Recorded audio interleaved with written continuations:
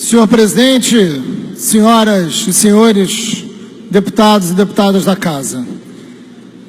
Senhor presidente, a pauta de hoje é esse pacote que o governo apresenta a essa casa, que atinge diretamente a vida dos servidores e a vida de toda a população do Rio de Janeiro. Primeiro, presidente, quero dizer que não sou dos mais animados com a medida dessa casa de devolver um dos projetos que diz respeito à questão dos 30%. Porque, na verdade, é o famoso bode na sala. É um projeto horroroso, é um projeto covarde, e você pega uma parte desse projeto que jamais deveria ter dado entrada aqui e devolve. Mas o resto que fica, primeiro, não resolve a questão da crise econômica. E segundo, direciona o corte a um único setor da sociedade, que é a população mais pobre. É uma faca que só corta de um lado, do outro ela é cega. É isso que se trata. Primeiro, esse governo esperou o resultado da eleição para apresentar o projeto. Não apresentou antes com medo do resultado eleitoral, foi irresponsável. Segundo, apresenta esse projeto sem um debate prévio no conjunto da sociedade. Joga um projeto para a Assembleia Legislativa, que é um projeto que altera completamente a vida de servidor público aposentado e a população mais pobre do Rio de Janeiro, e fala, discute na Assembleia, mas não tem o plano B. O governador vai a público dizer isso. Evidente que os ânimos ficam acirrados. Não poderia ter outro efeito que não uma pressão brutal sobre a Assembleia Legislativa. E essa casa tem sim que suportar pressão. Agora, esse governo deveria ter debatido antes.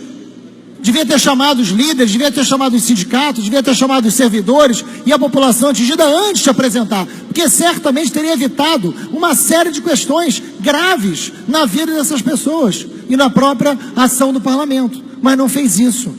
Não fez isso porque não tem compromisso, porque é um governo perdido. E a Assembleia Legislativa, ela precisa responder ao conjunto da sociedade. Não interessa que esse erro do governo. Tem que receber a liderança e conversar. A situação ficou mais tensa do lado de fora quando chegou a notícia de que não haveria o atendimento às lideranças do movimento. E aí explode a tensão lá fora. Então a gente precisa entender também que é muito ruim quando se dá uma notícia dizendo já temos maioria para aprovar o projeto. Isso é muito ruim também, isso é inconsequente também. Isso aumenta a tensão do lado de fora. Precisa ter responsabilidade aqui dentro também, não é só nesse governo. E aí, senhor presidente, eu quero dizer o seguinte, esse projeto é uma das coisas mais, esse pacote é uma das coisas mais covardes que eu já vi. Primeiro, é equivocado, deputados, quando chega na população mais pobre e atinge essa população, tirando o complemento de renda do Bolsa Família, porque o Renda Melhor é isso, é um complemento de renda, porque a vida no Rio de Janeiro é mais cara, né? Então você arranca um complemento que faz com que uma boa parcela volte para o nível abaixo da linha da pobreza, você acaba com o restaurante popular, você acaba com o auxílio, o aluguel social, né? E você mexe no bilhete único. São medidas, pelo menos 4, que atingem diretamente a população mais pobre, como se tivesse ali o problema da economia do Rio de Janeiro. Isso não tem outro nome, deputados, é covardia. É covardia. Primeiro que é um equívoco econômico, porque já está provado no mundo que a população mais pobre, quando recebe dinheiro, quando recebe a possibilidade da compra, aquece a economia. Isso está provado no mundo inteiro. Todos os projetos de complemento de renda se baseiam em resultados econômicos. Não é importante só para uma questão social, é também, mas não só para uma questão social, é uma questão econômica, deputado. Porque se você garante à população pobre a capacidade de compra, isso aquece a economia e faz o poder público arrecadar mais. Então é um equívoco para um Estado que está em crise econômica fazer com que essa população venha a perder a sua capacidade de compra. É burro. Além de desumano, o governo é burro. É disso que a gente está dizendo. Essa medida é uma medida equivocada, além de desumana, porque joga uma parcela enorme para baixo da linha da pobreza, sem nenhuma consequência. Qual é o valor que o Estado vai economizar com isso? Quanto ele vai economizar? Quanto ele vai diminuir da sua dívida? É absolutamente insignificante, senhores e senhoras. É insignificante.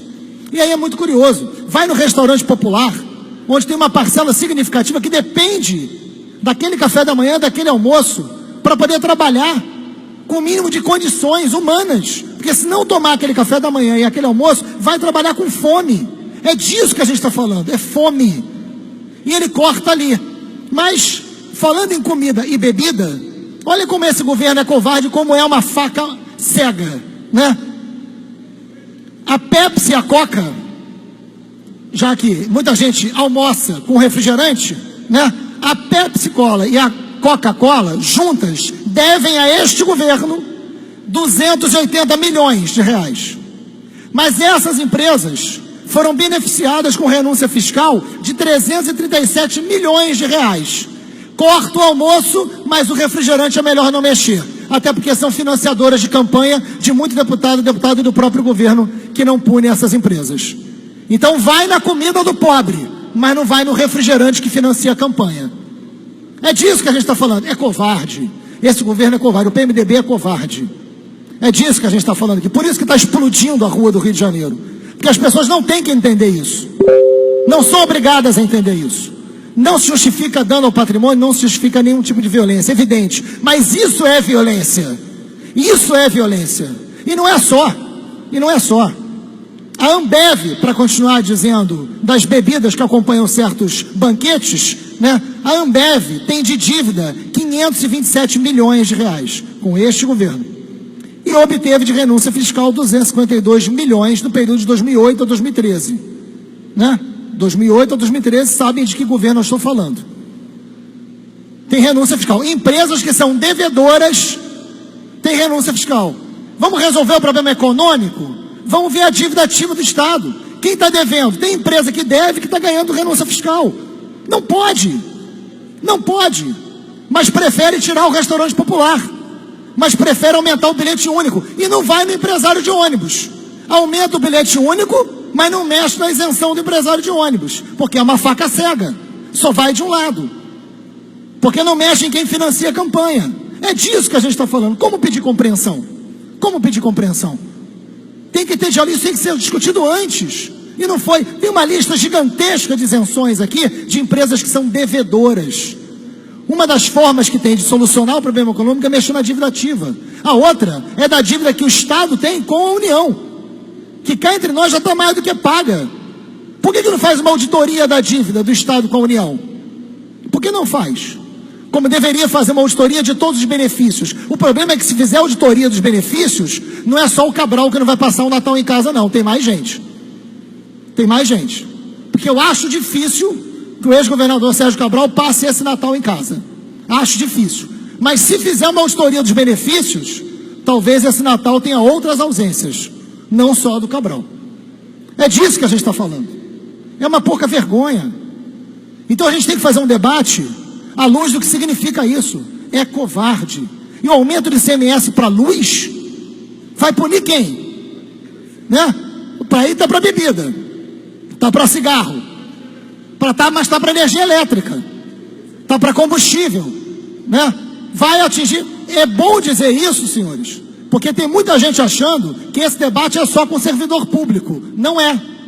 Vai atingir a população como um todo. E é covarde também a ideia de que joga o servidor público contra a população. Para poupar a população, pune o servidor. Não, vai punir todo mundo. E punindo o servidor, prejudica a qualidade do serviço público, o que a gente não admite também no Rio de Janeiro. Né? Então tem muita coisa, para além do debate previdenciário, que em parte se resolve nessa casa. Mas nós perdemos 5 bilhões da Previdência. E eu estava aqui quando foi votado, em dezembro de 2013, a criação da Rio Oil Finance Trust. Foi votado aqui. E se não me engano, deputado Luiz Paulo, foram só 8 votos contrários. Eu vou pesquisar. Porque hoje, quem hoje está falando alto e grosso aqui, dizendo que é uma oposição responsável, ou que é base do governo, mas não concorda com esse governo, votou deputado, favorável. Vou concluir. Votou favorável. Por favor. Vou concluir. Votou favorável à criação dessa empresa, que é muito responsável pela precariedade e por tudo que a gente está vivendo hoje no Rio Previdência. É importante ter memória na hora de falar alto nesse microfone. A gente vai catar isso, a gente vai cobrar a coerência do parlamento e do governo. Agora, tem gente que não vai passar o Natal em casa. Vamos ver, falta pouco para chegar a dezembro. Obrigado. Próximo.